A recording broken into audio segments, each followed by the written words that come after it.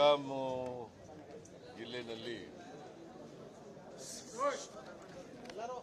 ಮಳೆ ವಾಡಿಕೆ ಮಳೆಗಿಂತ ಜಾಸ್ತಿಯಾಗಿದೆ.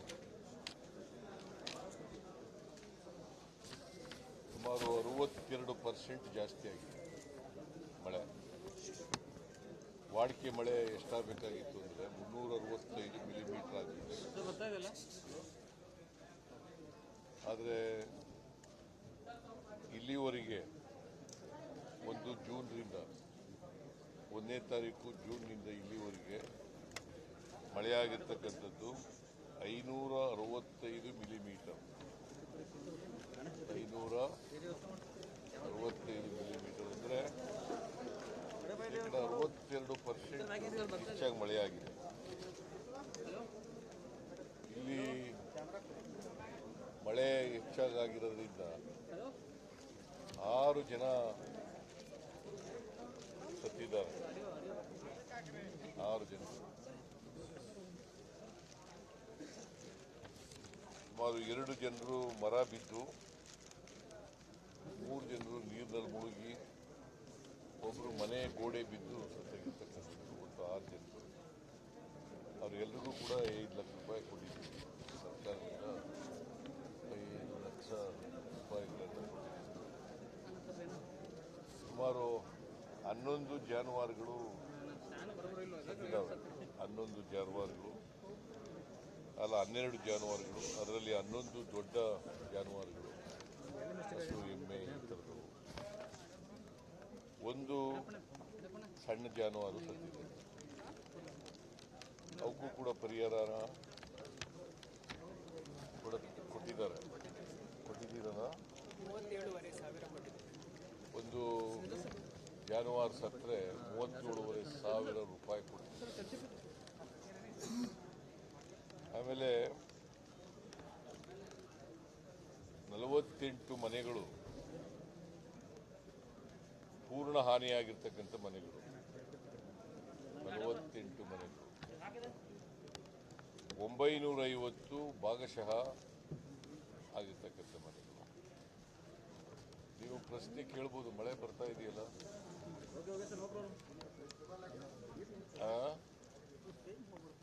ಯಡಿಯೂರಪ್ಪ 5 ಲಕ್ಷ ಕೊಟ್ಟಿದ್ರು, ನೀವ್ಯಾಕೆ ಕಡಿಮೆ ಕೊಡ್ತಾ ಇದ್ದೀರಿ ಅಂತ ಪ್ರಶ್ನೆ ಸಾಮಾನ್ಯವಾಗಿ ಕೇಳ್ತಕ್ಕಂಥದ್ದು. ಅದು ಬಹಳ ದುರುಪಯೋಗ ಆಗಿದೆ ಅಂಥೇಳಿ ದೂರುಗಳು ಬಂದಿದ್ದು. ಜೊತೆಗೆ ಸರಿಯಾದ ರೀತಿಯಲ್ಲಿ ವಿತರಣೆ ಆಗಲಿಲ್ಲ ಅಂತ ಕೂಡ ದೂರು ಬಂದಿದೆ. ಆ ಕಾರಣದಿಂದ ನಾವೇನು ಮಾಡ್ತಿದ್ವಿ ಅಂದರೆ, ದುರುಪಯೋಗ ಆಗಬಾರ್ದು ಅನ್ನೋ ಕಾರಣಕ್ಕೆ 1,20,000 ರೂಪಾಯಿ ಕ್ಯಾಶ್ ಕೊಡ್ತೀವಿ. ಒಂದು ಮನೆ ಕಟ್ಟಿಕೊಡಿಸ್ತಕ್ಕಂಥದ್ದನ್ನು ಮಾಡ್ತೀವಿ. ಯಾರಿಗೆ ಪೂರ್ಣ ಹಾನಿಯಾಗಿರ್ತದೆ ಅದೇ ಜಾಗದಾಗ ಕಟ್ಕೊತಾರೆ, ಬೇರೆ ಜಾಗದಲ್ಲಿ ಕಟ್ತಾರೆ ಗೊತ್ತಿಲ್ಲ. ಅವ್ರಿಗೆ ಬಿಡ್ತೀವಿ, ಮನೆಯವರಿಗೆ. ತಕ್ಷಣ ಪರಿಹಾರವಾಗಿ 10,000 ಕೊಡ್ತಾ ಇದ್ರು, ಸಿದ್ದರಾಮಯ್ಯ ಗೌರ್ಮೆಂಟ್ ಕೊಡ್ತಾ ಇಲ್ಲ. ತಕ್ಷಣ ಪರಿಹಾರ ಅಂತ 10,000 ಕೊಡ್ತಾ ಇದ್ರು. ಆದ್ರೆ ನಮ್ಮ ಮನೆಯಲ್ಲಿ ನೀರು ಬಂದ ತಕ್ಷಣ 10,000 ಕೊಡ್ತಾ ಇದ್ರು, ನಮ್ಮ ಗೌರ್ಮೆಂಟ್ ಕೊಡ್ತಾ ಇಲ್ಲ. ನಿಜ, ನಾವು ಒಟ್ಟಿಗೆ ಕೊಟ್ಬಿಡ್ತಾ ಇದ್ದೀವಲ್ಲ. 1,20,000 ರೂಪಾಯಿ ಒಟ್ಟಿಗೆ ಕೊಟ್ಬಿಡ್ತೀವಿ. ಮನೆ ಕಟ್ಕೊಡೋದು ಕೂಡ ಮಾಡ್ತಕ್ಕಂಥದ್ದು ಮಾಡ್ತೀವಿ. ನಾಳೆ ಒಬ್ಬರು ಕೇಳ್ತಾವ್ರೆ, ನೀನು ಮಧ್ಯದಲ್ಲಿ ಕೇಳಿದ್ರೆ ಹೆಂಗಪ್ಪ ಹೇಳು. ಅವರು ಪದೇ ಮನೆ ನೀರು ನುಗ್ಗುತ್ತೆ ಅನ್ನೋದಾದ್ರೆ, ಮನೆ ಹಾನಿ ಆಗಿರ್ತದೆ, ಅವ್ರು ಬೇರೆ ಕಡೆ ಎಲ್ಲಿ ಕಟ್ಕೊತಾರೆ ಅಲ್ಲಿ ಕೊಡ್ತೀವಿ.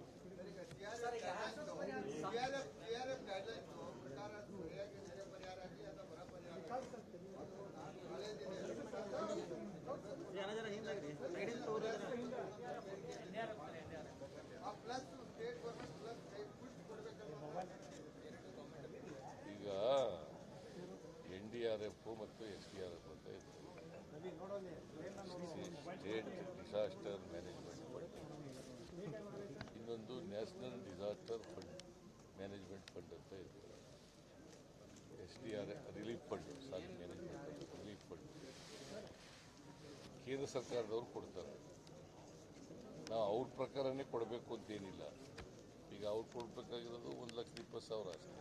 ನಾವು ಮನೆ ಕಟ್ಕೊಡ್ತೀವಲ್ಲ, ಮನೆ ಅಡಿಷನಲ್ ಮನೆ ಕಟ್ಕೊಡ್ತೀವಿ.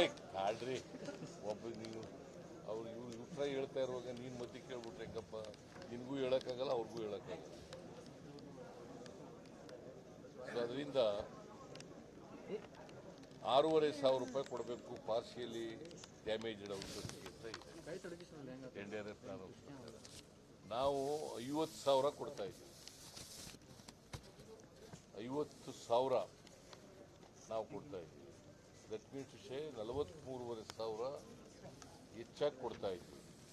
ತೊಂದರೆ ಆಗಬಾರ್ದು ಅವರಿಗೆ ಅಂತೇಳಿ. ಯಾಕೆಂದರೆ ಹಿಂದೆ ಎಲ್ಲ ಏನು ಮಾಡ್ತಿದ್ರು, ಮುಕ್ಕಾಲು ಭಾಗ ಆದರೆ, ಅರ್ಧ ಆದರೆ, ಕಾಲು ಭಾಗ ಆದರೆ ಅಂತ ಇತ್ತು.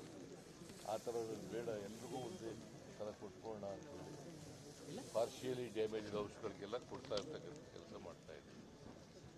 ಆಮೇಲೆ ಈಗಾಗಲೇ 17 ಜನರಿಗೆ ಮನೆ ಪೂರ್ಣ ಆಗಿರ್ತಕ್ಕಂಥವ್ರಿಗೆ ದುಡ್ಡು ಕೊಟ್ಬಿಟ್ಟಿದ್ದೀವಿ. ಇನ್ನು ಉಳಿದವ್ರಿಗೂ ಕೂಡ ಇವತ್ತು ನಾಳೆ ಒಳಗಡೆ. ಸೊ ಬೆಳೆ ಹಾನಿ ಆಗಿರ್ತಕ್ಕಂಥದ್ದು ಕೃಷಿ ಬೆಳೆ 41,700 ಹೆಕ್ಟೇರ್ನಲ್ಲಿ ಆಗಿದೆ. ಆಮೇಲೆ ತೋಟಗಾರಿಕೆ ಬೆಳೆ 372 ಆಗಿದೆ. ವಿದ್ಯುತ್ ಶಕ್ತಿ ಕಂಬಗಳು 2,962 ಆಗಿದ್ದಾವೆ. ಅವನ್ನೆಲ್ಲ ಹೇಳಿದ್ದೀನಿ. KEB ಇವರಿಗೆ ಬೆಸ್ಕಾಂನವ್ರಿಗೆ ಕೂಡಲೇ ಅವೆಲ್ಲ ಅಟೆಂಡ್ ಮಾಡಬೇಕು ಅಂತ ಹೇಳಿದ್ದೀನಿ. ಕಂಬಗಳಾಗಿರ್ಬೋದು ಅಥವಾ ಟ್ರಾನ್ಸ್ಫಾರ್ಮರ್ಗಳಾಗಿರ್ಬೋದು, ಇವಕ್ಕೆಲ್ಲ ಕೂಡಲೇ ಅಟೆಂಡ್ ಮಾಡಬೇಕು ಅಂತಕ್ಕಂಥದ್ದು. ರಸ್ತೆ ಇವೆಲ್ಲ ಬೆಳೆ ಹಾನಿ, ರಸ್ತೆ ಇವೆಲ್ಲ ಮಳೆ ಒಂದೇ ಸಮಯ ಬೀಳ್ತಾ ಇದೆ. ಮಳೆ ನಿಂತ ತಕ್ಷಣ ಅವಕ್ಕೆ ಪರಿಹಾರ ಮಾಡ್ತಕ್ಕಂಥ ಕೆಲಸವನ್ನು ಮಾಡ್ತಾರೆ. ಬಿಜೆಪಿ ಮುಖಂಡರು ಹೇಳ್ತಾರೆ ಸರ್ಕಾರ ಬಳಿ ದುಡ್ಡಿಲ್ಲ. ಬಿಜೆಪಿ ಮುಖಂಡರು ತಮ್ಮ ಮೇಲೆ ಆರೋಪ ಮಾಡ್ತಾರೆ ಸರ್ಕಾರ ಬಳಿ ದುಡ್ಡಿಲ್ಲ. ದುಡ್ಡಿದ್ರೆ ಇವೆಲ್ಲ ಏನು ಕೊಟ್ಟಿದ್ದೀವಿ? ಅವ್ರ ಆರೋಪ ಸುಳ್ಳು ಆರೋಪಗಳು ಮಾಡ್ತಾರಪ್ಪ. ಇವೆಲ್ಲ ದುಡ್ಡಿಲ್ಲಿಂದ ಕೊಡ್ತಾ ಇದ್ದೀವಿ. ಅವರಿದ್ದಾಗ ಏನೂ ಮಾಡಲಿಲ್ಲ. ಆರೋಪ ಮಾಡೋದ್ರಲ್ಲಿ ನಿಶ್ಚೀಮರು, ಸುಳ್ಳು ಹೇಳೋದ್ರಲ್ಲಿ ನಿಶ್ಚೀಮರು, ಸುಳ್ಳನ್ನೇ ಸತ್ಯ ಮಾಡೋದ್ರಲ್ಲಿ ಭಾಳ ಪಳಗ್ಬಿಟ್ಟಿದ್ದಾರೆ ಅವರು. ಅದೇ ಟ್ರೈನಿಂಗ್ ಆಗಿರೋದು ಅವ್ರಿಗೆ. RSSನವರಿಗೆ ಟ್ರೈನಿಂಗ್ ಏನಪ್ಪ ಅಂತಂದರೆ ಸುಳ್ಳನ್ನೇ ಸತ್ಯ ಮಾಡೋದು ಹೇಗೆ ಅಂತ ಟ್ರೈನಿಂಗ್ ಆಗುತ್ತೆ.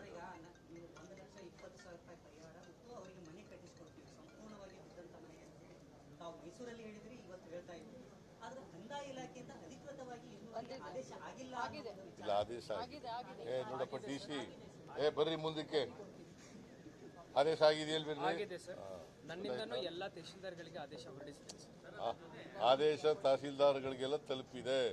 ಸರ್ಕಾರ ಆದೇಶ ಮಾಡಿ DCಗೆಲ್ಲ ತಲುಪಿಸಿ, DC ಇನ್ ಟರ್ನ್ ತಹಸೀಲ್ದಾರ್ಗಳಿಗೆಲ್ಲ ಕಳಿಸಿದ್ದಾರೆ.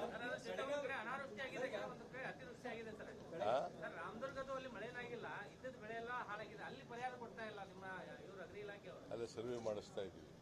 ಸರ್ವೆ ಮಾಡಿಸಿ ಮಳೆ ಇಲ್ಲದೇನೆ ಬೆಳೆ ಹಾಳೆ ಆಗಿದ್ರೆ ಅವ್ರಿಗೆ ಪರಿಹಾರ ಕೊಡೋದು ಮಾಡ್ತೀವಿ. ಸರ್, ಈಗ ಸರ್ಕಾರದ ಪರವಾಗಿ ನೀವೆಲ್ಲ ಓಡಾಡ್ತಾ ಇದ್ದೀರಿ, ಆದ್ರೆ ಕಾಳಜಿ ಕೇಂದ್ರದ ಹೆಸರಲ್ಲಿ ಬೆಳಗಾವಿಯಲ್ಲಿ ಅಧಿಕಾರಿಗಳು ರೊಕ್ಕ ಲೂಟಿ ಮಾಡುವಂತದ್ದು ಮಾಡ್ತಾ ಇದ್ದಾರೆ ಸರ್. ಕಾಳಜಿ ಕೇಂದ್ರದ ಹೆಸರಿಗೆ ಮಾತ್ರ ನಿಮ್ಮ ಹತ್ರ ಏನು ಎವಿಡೆನ್ಸ್ ಇದೆ? ದಾಖಲೆ ಎಲ್ಲ ಕೊಡು, ಸ್ವಲ್ಪ ಕ್ರಮ ತಗೊಳ್ಳೋಣ ಅವ್ರ ಮೇಲೆ. ಕೊಡುತ್ತಮ್ಮ, ನೀನು ಸಹಾಯ ಮಾಡು. ಯಾರ್ಯಾರು ಆ ಥರ ಮಾಡಿದ್ರೆ ದಾಖಲಾತಿ ಕೊಟ್ಟರೆ ಅವ್ರ ಮೇಲೆ ಕ್ರಮ ತಗೊಳ್ಳೋಣ. We are going to take action against the irrelevant people or corrupt people. Please give us ಅವ್ರ ಹೆಸರು, ದಾಖಲಾತಿ ಎಲ್ಲ ಕೊಡು. ಸರ್, ಪ್ರತಿ ಬಾರಿ ಏನು ಮಳೆಗಾಲ ಸಂದರ್ಭದಲ್ಲಿ ಬೆಳಗಾವಿ ಜಿಲ್ಲೆಯಲ್ಲಿರ್ತಕ್ಕಂಥ ಬಹುತೇಕ ಬ್ರಿಡ್ಜ್ಗಳು ಕೆಳಮಟ್ಟದಲ್ಲಿರೋದ್ರಿಂದ ಬಹುತೇಕವಾಗಿ ಎಲ್ಲ ಬಂದ್ ಆಗುತ್ತೆ. ಜೊತೆಗೆ ನೀರು ಮೇಲೆ ಇರುತ್ತೆ. ಅವುಗಳನ್ನು ಹೆಚ್ಚಳ ಮಾಡುವಂತ ಪ್ರಸ್ತಾಪ ಬಹಳ ವರ್ಷ. ಈಗ ಟೆಕ್ನಿಕಲ್ ರಿಪೋರ್ಟ್ ತಕೊಂಡು, ಯಾಕಂದ್ರೆ ಇಂಜಿನಿಯರ್ಗಳು ಅದು ಮಾಡೋದು. ನಾನು I am not A technical man. ಎಷ್ಟು ಎತ್ತರ ಮಾಡೋಕ್ಕೆ ಸಾಧ್ಯ ಆಗ್ತದೆ ನೋಡೋಣ. ಅದು ನಾನು ಇಂಜಿನಿಯರ್ಗಳ ಜೊತೆ ಮಾತಾಡ್ತೀನಿ. Because I am not A technical man ಅಲ್ವಾ, ನೀನು ಟೆಕ್ನಿಕಲ್ ಮ್ಯಾನ್ ಅಲ್ಲ. ಅದರಿಂದ ಅವರು ಕೇಳಿ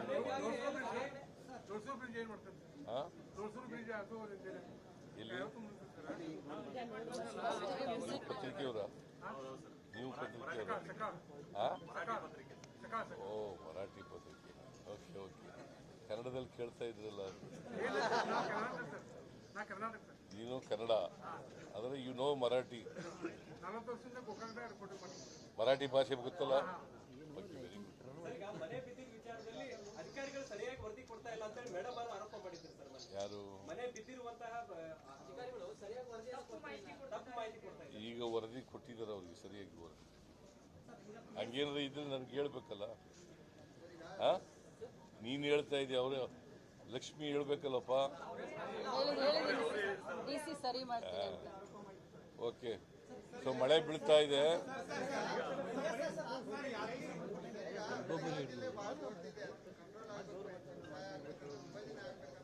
ಈಗ ನೋಡಪ್ಪ, ದುಡ್ಡಿಗೆ ತೊಂದರೆ ಇಲ್ಲ.